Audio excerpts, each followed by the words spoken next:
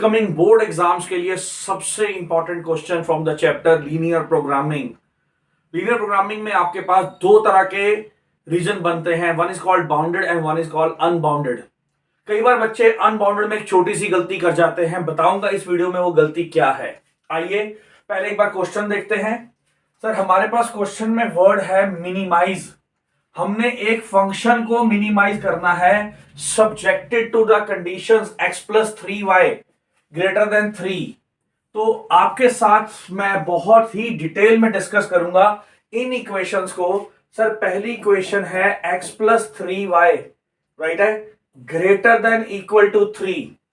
तो सर यहां पर हम पॉइंट निकालेंगे, ए पॉइंट, x को 0 पुट किया, y आ गया, सर y को 0 पुट किया, x आ गया, और 0 ग्रेटर देन 3 सर ये फॉल्स होता है।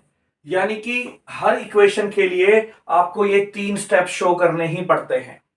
ऐसे ही हमारे पास दूसरी इक्वेशन भी दी हुई है x+y greater than equal to 2। Sir x को आप 0 पुट करेंगे तो y की वैल्यू आपके पास आ जाएगी 2। इसे हम नाम दे देंगे c पॉइंट। y को 0 पुट करेंगे, x की वैल्यू 0 आ जाएगी, इसे हम नाम दे देंगे d पॉइंट। और 0 + 0 ग्रेटर देन 2 सर नहीं, वो भी फॉल्स होता है। यानी कि इन दोनों का जो ग्राफ का रीजन है वो आपका आउटवर्ड बनेगा।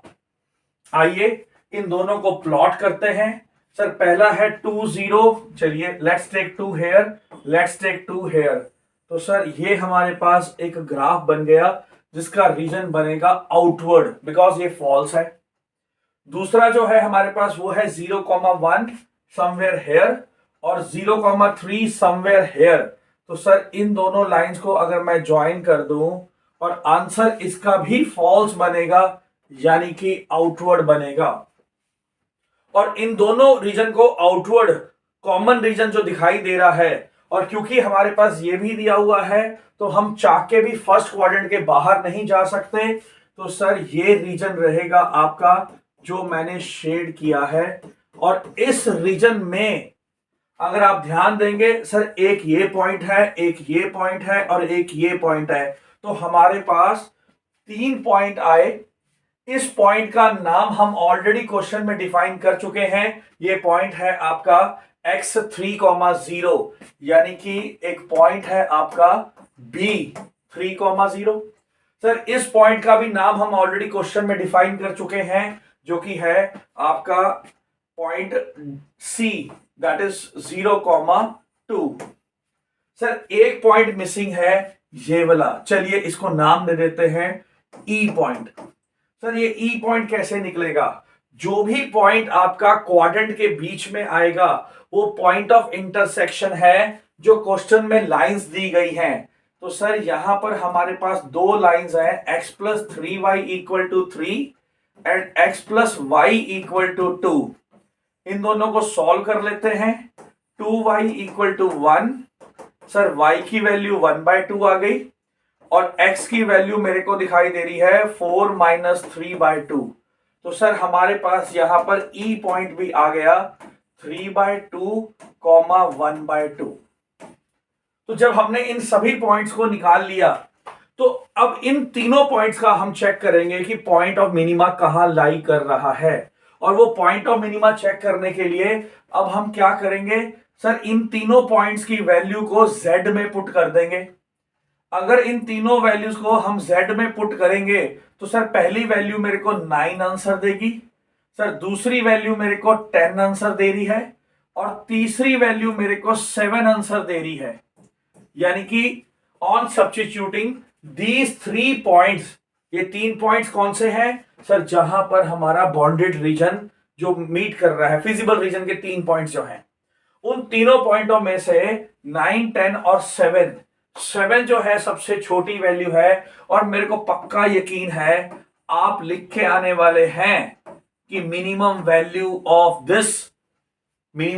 This graph is 7। ये सही भी हो सकती है और ये गलत भी हो सकती है। अगर आपने ये वाला पॉइंट डिस्कस नहीं किया, अगर आप गलती से भी, राइट है, देखो आंसर यहां तक बिल्कुल ठीक है, आप अगर लिख के आते हैं मिनिमम वैल्यू इज 7, कहां पर? Eight the point 3/2 1/2, very true, absolutely true, कोई इशू नहीं है। बट शायद ये वैल्यू गलत हो जाए, शायद। और ये शायद कब करना है, क्यों करना है, कैसे करना है, बताएंगे आपके नंदा सर। अगर आपका रीजन, आप चेक करके बताओ कि आपने जो रीजन बनाया है क्या वो बाउंडेड है या फिर वो क्या अनबाउंडेड है। आपने जो रीजन बनाया है, जो शेड किया है, जिसे हम नाम देते हैं feasible region, whether that region is a bounded और अनबाउंडेड। सर ये हमारा रीजन अनबाउंडेड है, तो बेटा अनबाउंडेड के लिए आपको स्पेशल डिस्कशन करनी है। आपको क्या करनी है? Special discussion. सर ये डिस्कशन करनी ही सिर्फ अनबाउंडेड के लिए है, बाउंडेड में इसका कोई रोल नहीं है। अगर ये रीजन बाउंडेड होता तो आपको ये चीज नहीं डिस्कस करनी, बट सर हमारा रीजन क्या है? अनबाउंडेड है। तो वो स्पेशल डिस्कशन ही डिसाइड करेगी कि whether you will have a point of minima, yes और नो। तो आइए डिस्कस करते हैं आपके साथ वो स्पेशल डिस्कशन क्या है।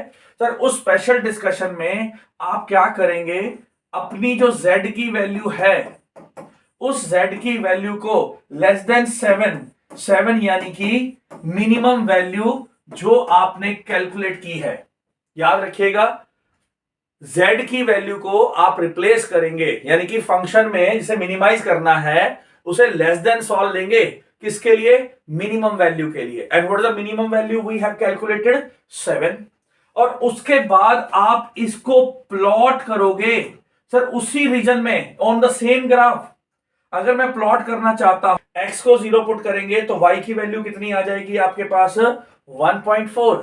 और अगर मैं y को 0 पुट करता हूं तो x की वैल्यू आ जाएगी मेरे पास 2.3।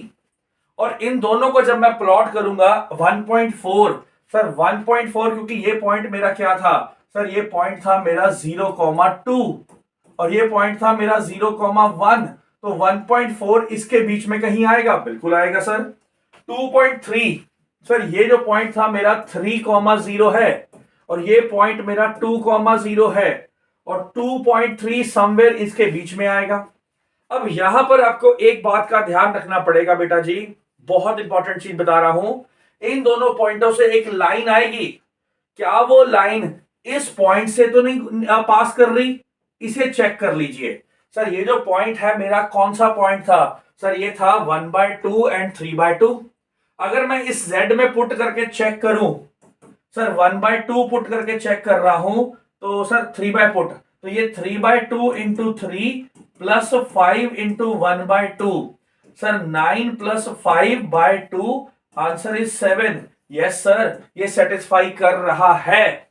तो यानी कि जो मेरी लाइन बनेगी वो लाइन ऐसे पास करेगी। अब सर ये लाइन जो है आप सॉलिड नहीं, डॉटेड लगाइएगा। ये लाइन क्या लगाइएगा? डॉटेड लगाइएगा। मैंने सॉलिड लगा दी है, कोई बात नहीं, आप डॉटेड लगाइएगा। और इसका जो ग्राफ होगा वो डाउनवर्ड, यानी कि क्या होगा सर? टूवर्ड्स ओरिजिन होगा। क्या होगा? Towards origin. ये मैं बहुत डिटेल में डिस्कस कर रहा हूं ताकि अगली बार आपको इसके ऊपर डिस्कशन ही ना करनी पड़े। इसका ग्राफ टुवर्ड्स ओरिजिन है। अब मेरे को आप सिर्फ इतना देख के बता दो कि जो आपने इसका ग्राफ नीचे की तरफ शेड किया है, राइट है, और जो आपने पहले शेड किया था, उन दोनों में क्या कोई कॉमन रीजन दिखाई दे रहा है आपको? Do we have any common points? नहीं सर, वो नीचे की तरफ है, वो ऊपर की तरफ है, तो इसके बीच में कोई भी क्या नहीं है सर? कोई भी कॉमन पॉइंट्स नहीं है, नो कॉमन पॉइंट्स। तो अगर कॉमन पॉइंट्स नहीं आ रहे तो याद रखिएगा आपका जो पहले आंसर निकाला था वो एब्सोल्युटली करेक्ट है। और आपने क्या निकाला था? Sir 7 is the minimum value, तो सर ये बिल्कुल ठीक है, इसकी 7 ही मिनिमम वैल्यू है। और किस पॉइंट पे? सर इसी पॉइंट पे मिनिमम वैल्यू है। तो यानी कि इस पूरे क्वेश्चन में हमारा कंक्लूजन क्या निकला कि दिस, राइट है, z will have minimum value at the point x equal to 3/2 and y is equal to 1/2। अब कई बच्चे कहते हैं सर ये तो वही चीज आपने डिस्कस कर दी जो हमने स्टार्टिंग में बताई थी। बेटा अगर आप इस चीज को नहीं डिस्कस करोगे तो आपके मार्क्स में, पेपर में आधे मार्क्स टीचर काट लेगा। You must discuss the point of discussion कि मिनिमा कब होगा। आप कहोगे सर हो तो सेम ही आ रहा है, बेटा उसका डिस्कशन जरूरी है, और वो डिस्कशन कब होगा? सिर्फ अनबाउंडेड रीजन्स के लिए। If you are having a unbounded region तो आप उसे डिस्कस जरूर करेंगे। मैं आपके साथ आगे वाले वीडियोस में और भी बहुत सारे क्वेश्चन ऐसे डिस्कस करूंगा, सो दैट कि आपका पेपर में अगर ये क्वेश्चन आए तो 100% आपको कोई भी डाउट और डिस्कशन नहीं होनी चाहिए।